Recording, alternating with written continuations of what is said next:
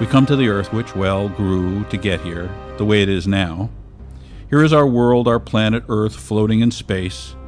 We will be going backward in time, imperfectly, but done in a very disciplined manner. Please notice there is no subduction, no rotation of tectonic plates, no twisting, no form-fitting, no altering shapes or sizes. It would be impossible for these continental plates to fit together perfectly without this being true, and yet the upper tectonic plates fit together perfectly on a much smaller planet.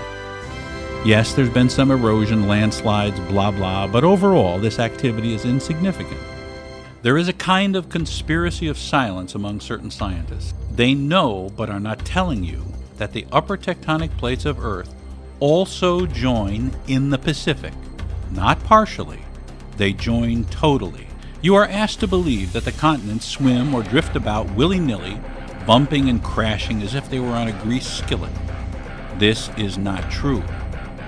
The simple truth is apparently too upsetting to too many apple carts. We're now going forward in time to show how the actual growth of the Earth took place. Imperfect as to details, but the overall is nailed.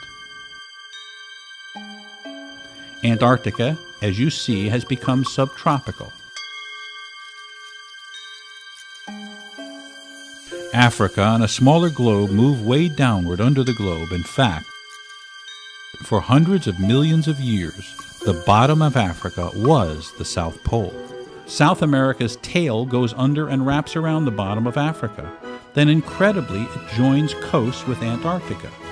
65 million years ago and more, these continents were joined, and marsupials like the duck-billed platypus roamed from Australia, Antarctica, and across southern South America and up into Africa. The platypus.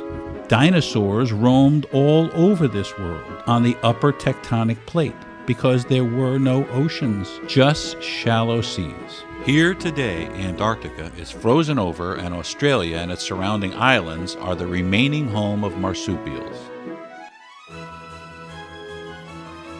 Do you see how broadly the Pacific is opening compared to the Atlantic? This is exactly why the knee-jerk Pangea theory exists. The Pacific spread is too difficult to easily visualize because it's so big. The Atlantic spread is so obvious that a child would recognize it, but they are the same.